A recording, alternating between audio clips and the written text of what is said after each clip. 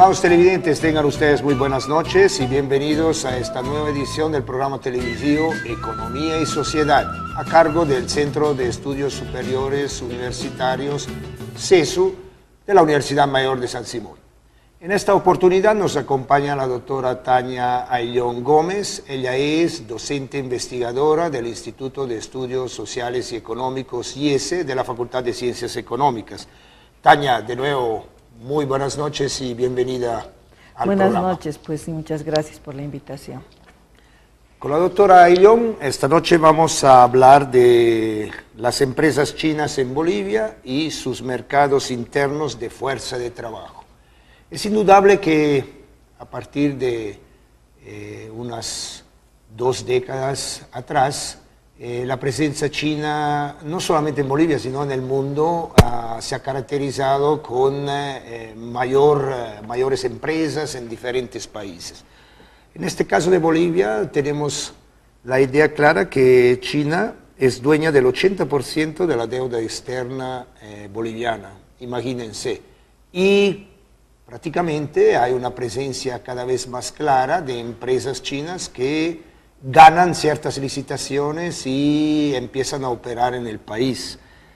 Yo creo que esto es debido no solamente a la llegada al gobierno del movimiento al socialismo, que seguramente ha favorecido ese ingreso, pero también por un cambio de dirección de las políticas gubernamentales chinas. Sí, o sea, ha habido también, digamos, no solo es una cuestión, yo creo, de políticas, ¿no?, sino también de cómo ha ido creciendo el poderío económico, ¿no?, de China y tecnológico, ¿no? Entonces, durante varios años ha apuntado al crecimiento a nivel mundial y, bueno, como manifestación, digamos, de su capacidad de acumulación de capital, digamos, ha empezado a exportarlo a distintas latitudes, entre ellas América Latina, ¿no? Y cada vez la presencia es mucho más significativa, con efectos no solo económicos, ¿no?, sino también sociopolíticos, ¿no? Bueno, y hablando de mercados internos de trabajo, ¿a qué nos referimos, Tania? A ver, los mercados internos de trabajo es un término que en la ciencia social la debemos a la corriente institucionalista. Ellos debatieron con los neoclásicos en economía, en ciencias sociales en general, y plantearon que los mercados de trabajo no eran homogéneos y que no bastaba el mercado externo de oferta y demanda de trabajo para poder explicarlos, sino que era necesario ir al interior de los sectores y de los segmentos de mercados de trabajo a nivel interno de la firma y a nivel externo también. Entonces, los mercados internos podemos decir que son estos mercados que se arman a partir de la forma en la que los patrones gestionan la fuerza de trabajo al interior de las firmas. Al margen de las reglas, de las leyes que existen a nivel macro, podemos decir, y de la dinámica de la oferta y de la demanda de fuerza de trabajo, existen mecanismos institucionales propios de la firma que expresan una normativa, evidentemente, cuya aplicación está continuamente en pugna, ¿no?, entre obreros y patrones. No solo las normas externas del Estado, sino las propias que pone la patronal y las propias que los trabajadores imponen a través de su práctica. Entonces ahí se forman estos mercados internos de fuerza de trabajo, es decir, un régimen con el cual se gestiona el trabajo al interior de la firma, podríamos decir de forma muy precisa, ¿no?, y además más sencilla. Bueno, las empresas chinas están en Bolivia y como tal, digamos, podríamos hablar de antecedentes de la formación de estos mercados internos de trabajo, justamente a partir de estas empresas chinas. Claro, o sea, los empresarios chinos vienen, no solo vienen con su dinero, vienen con toda una cultura, podemos decir, con toda una forma, criterios, valores que van a introducir y van a tratar de imponer dentro de los proyectos y de las empresas que constituyen aquí, ¿no? Entonces, estos mercados internos van a recoger, por ejemplo, algunos criterios con los cuales ellos han gestionado la fuerza de trabajo tradicionalmente en sus países o en su país, en sus firmas. Y a partir de eso ellos van a tratar de imponer esa forma, pero eso va a entrar también, podemos decir, en relación con lo que los trabajadores están dispuestos a aceptar en Bolivia. Entonces podemos, digamos, distinguir algunos rasgos y algunas características que a través del trabajo de terreno hemos podido identificar en estos mercados internos, ¿no? Entonces, por ejemplo, una característica de estos mercados es que en ellos se ha ido perdiendo los criterios tradicionales de calificación, podemos decir, de la fuerza de trabajo de los trabajadores dedicados a la construcción. Los patrones chinos lo que han hecho es aprovechar un amplio ejército industrial de reserva que se ha producido por migrantes del campo, a veces temporales, que vienen y que han sido, digamos, formados en las obras que el propio gobierno llevó adelante en el campo, con esto de Evo Cumple. Entonces ahí se ha formado empíricamente una fuerza de trabajo que se viene a las ciudades y que quiere entrar en el sector de la construcción. Entonces en este periodo histórico lo que tenemos es un amplio ejército industrial de reserva ahí, del que los patrones chinos van a echar mano, digamos, ¿no? Y entonces van a empezar a actuar de cierta manera tendiente a reducir los costos laborales. Una de ellas tiene que ver, por ejemplo, con algo que en el léxico de la sociología del trabajo se conoce como déclassement.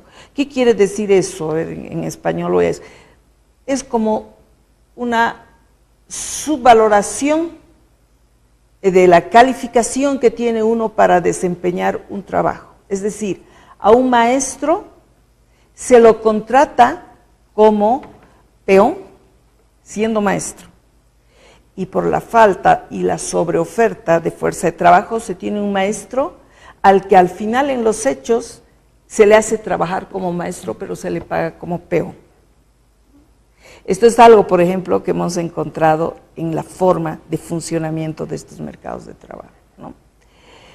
El otro rasgo es de manera, más o menos sistemática, la violación de la ley laboral de forma permanente entre los patrones y los gerentes, los managers de las empresas chinas, ¿no? Entonces, en los testimonios de los propios trabajadores lo que se encuentra es la queja continua, por ejemplo, de que no se pagan a tiempo los salarios, de que no se pagan horas extras, de que no tienen contrato durante largo periodo de tiempo, y de que hay un juego continuo de los managers de hacer que no entienden el idioma, que no entienden lo que se les está diciendo y que de esa manera justifican, ¿no?, digamos, esta evasión. Eso es lo que dicen los trabajadores en sus testimonios. Entonces, de manera sistemática, ese es otra forma, otro método de reducción, digamos, del costo laboral que se aplica, ¿no? Ese es otro rasgo. El otro, que tiene que ver con la seguridad industrial, es aún más anecdótico, ¿no? Los testimonios de los trabajadores nos dicen, por ejemplo, que en estas grandes obras que tienen que ver con abrir caminos, construir puentes, etcétera, etcétera, de manera sistemática también los patrones chinos tratan de ahorrar lo más que pueden en todo lo que es seguridad industrial, y también en todo lo que es vestimenta adecuada, digamos, para la realización de las tareas, ¿no? Entonces, hay algunos casos anecdóticos, por ejemplo, algunos de ellos testimonian que tienen que trabajar incluso atando en las movilidades o en las grandes máquinas que manejan, cuando algo se rompe, o sea, no se lo cambia y tienen que estar atando con goma, ¿no? Perdiendo la seguridad en el embriague, en los frenos, ¿no? Y el reclamo sobre esto, que en otras empresas nacionales, por ejemplo, daba como orden inmediata que se corte el trabajo, en el caso de los patrones chinos, dicen ellos, se sigue exigiendo que nosotros trabajemos en condiciones ya que van y que rayan con lo extremo y ponemos en peligro nuestra vida, ¿no? Entonces, ellos, por estas condiciones de trabajo, además hay otro rasgo que es bien interesante y que en realidad reproduce la jerarquización neocolonial, podemos decir, en las firmas, podemos decir, de este espíritu finalmente con el que llegan los capitales chinos a Bolivia, ¿no? Entonces, lo que encontramos también ahí es, por ejemplo, el hecho de que los puestos de mando nunca están a cargo de bolivianos. Todos los espacios de mando están a cargo de chinos, ¿no? Y a los trabajadores se les relega y se los subordina, digamos, a los puestos más bajos, ¿no? Entonces, eso también significa, en estos espacios donde se tiene que trabajar, que son generalmente campamentos, el que los chinos acceden a las condiciones, digamos, más favorables en términos de alimentación, en términos de acceder, por ejemplo, a un aire acondicionado, a viviendas, ¿no? Mientras que a los trabajadores bolivianos se los relega de todas estas condiciones, ¿no? Entonces, los trabajadores, que son siempre tan creativos, dicen, bueno, en el caso de trabajar con los chinos, nosotros no somos trabajadores, no somos obreros, en los términos, porque ellos se consideran trabajadores y obreros en los marcos en los cuales se respeta mínimo de condiciones de explotación del trabajo. No es que ellos no sean conscientes de que también son explotados, pero por lo menos hay ciertas condiciones que ellos se han ganado, además en luchas, ¿no?, para llevar adelante, digamos, estas conquistas.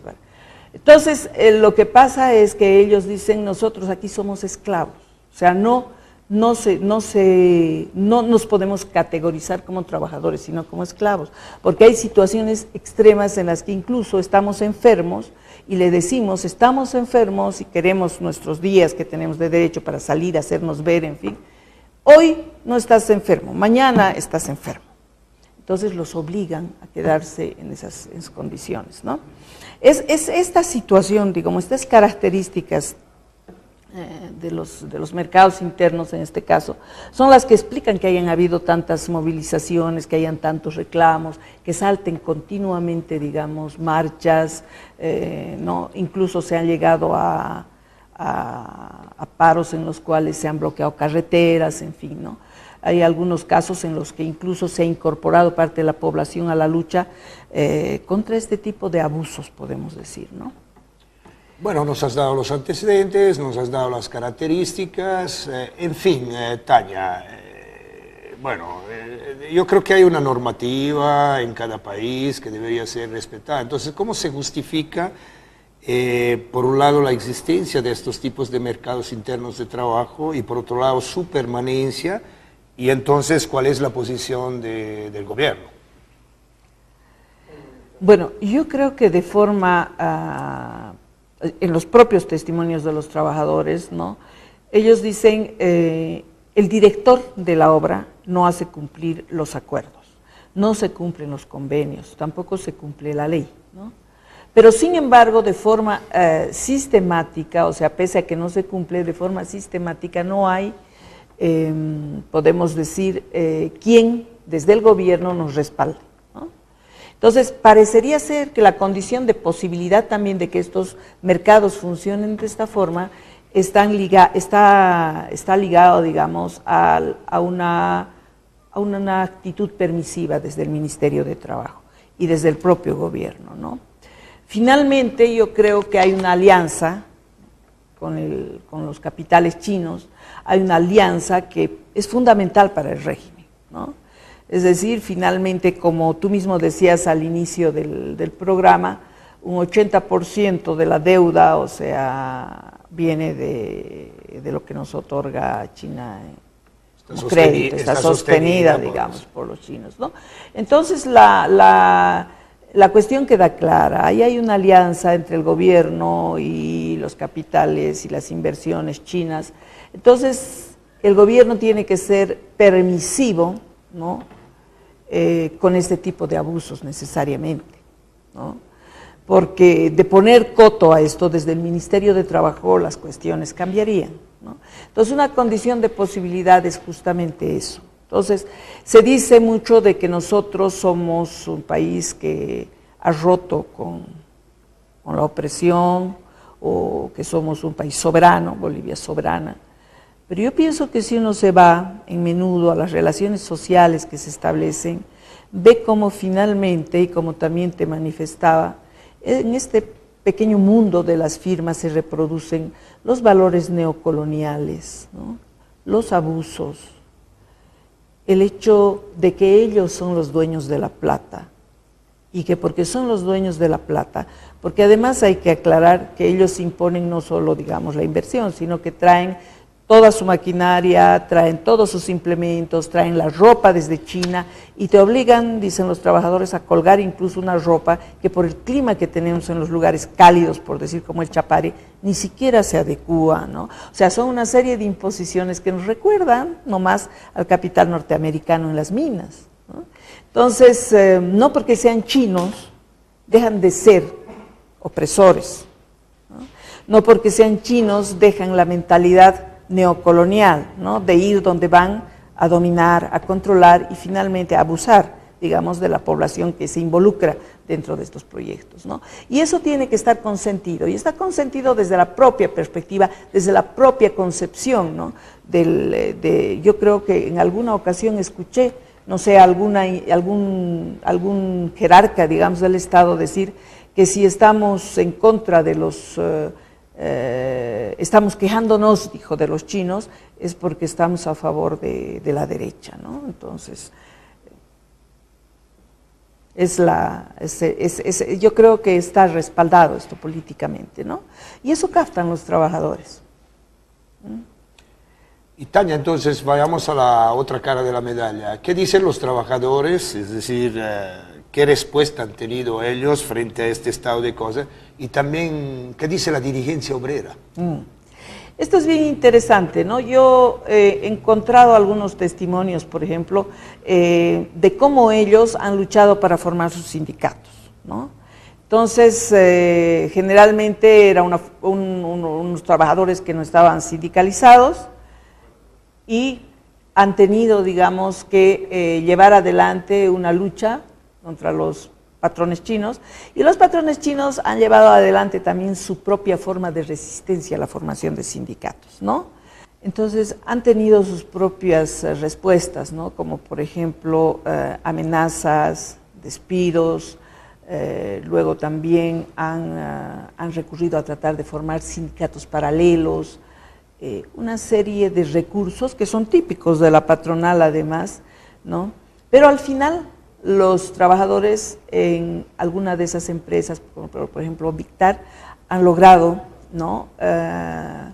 Imponer su sindicato, ¿no? Entonces ha sido una lucha de tira, de afloje, ¿no? Pero generalmente los que han logrado además establecer el sindicato han tenido el apoyo en alguna medida de algún lugar, digamos, del Estado que les ha dado una resolución administrativa a favor de aquello, ¿no? Y entonces los patrones chinos no han tenido más que retroceder en algún determinado momento, ¿no? Hay otros métodos de lucha también que han sido los de las marchas, ¿no? Los de las huelgas de hambre. Yo creo que los trabajadores a partir de esta lucha, ¿no? Han adquirido una experiencia significativa, ¿no? Y han logrado conquistas interesantes, ¿no? O sea, por ejemplo, que se les firmen los contratos, por ejemplo, que dejen de ser eventuales y que por lo menos tengan asegurado el trabajo hasta que se finalice la obra, por ejemplo, que se les dote de las botas adecuadas para hacer el trabajo, ¿no? Y han logrado también frenar en alguna medida los abusos de los patrones chinos en el sentido, por ejemplo, de obligarles a trabajar enfermos o de obligarles a manejar una maquinaria que finalmente pone en riesgo su vida, ¿no? Entonces son distintos caminos que podemos ver de los trabajadores en los que ellos responden y finalmente van tomando conciencia, ¿no?, de su posición, de la posición de los chinos y del propio gobierno, ¿no? Bueno, podríamos argumentar entonces, Tania, que hay una cierta tendencia a equilibrarse las cosas, gracias también a la reacción de los obreros, pero ¿qué posibilidades hay, qué posibilidades se vislumbran de que esta situación cambie? Bueno, yo creo que como en todo proceso, ¿no?, en este caso fundamentalmente depende de la lucha obrera, de la lucha de los trabajadores, ¿no?, de su organización, de la asimilación de su experiencia, de no quedar aislados, porque han tenido algunas experiencias en las que han logrado conjugar también con fuerzas de las propias poblaciones cercanas donde trabajan, ¿no?, y tomar conciencia, digamos, de frenar los abusos finalmente que caracterizan y los mecanismos de explotación que caracterizan estos mercados internos de trabajo, ¿no?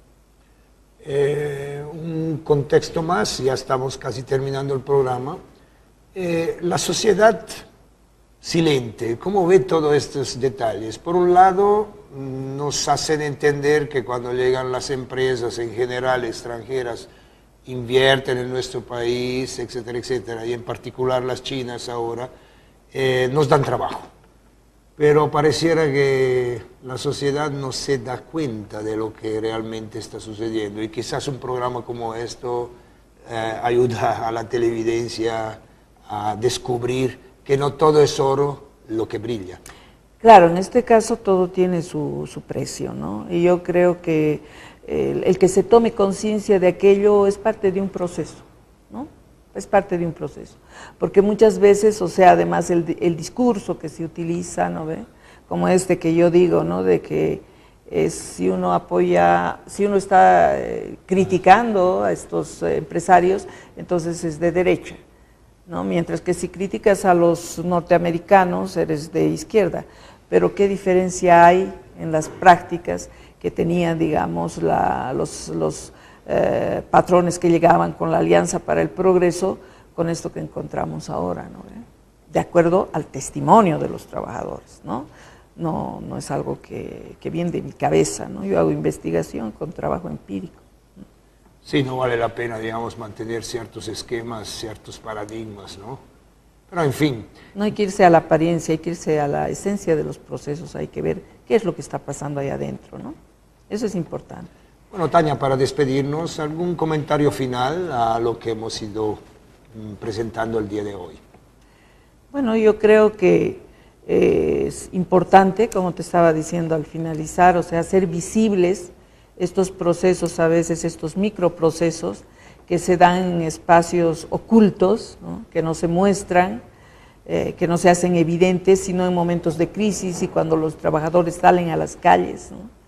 Es importante que desde la investigación, desde la academia, hagamos el papel de visibilizar esto, ¿no? Es decir, de mostrar qué es lo que está pasando detrás de, como tú decías, detrás de las cortinas que a veces onubilan, digamos, ¿no? Muchísimas gracias, Tania, por haber estado esta noche en este programa televisivo Economía y Sociedad. Muchas gracias también a ustedes. Estimados televidentes, tengan ustedes, digamos así, esta presentación del problema de las empresas chinas en Bolivia y sus mercados internos de fuerza de trabajo. Es importante dar a conocer estas situaciones, es importante tomar conciencia de estas situaciones. Esperamos que el programa haya sido de su agrado. Hasta una próxima oportunidad. Muy buenas noches.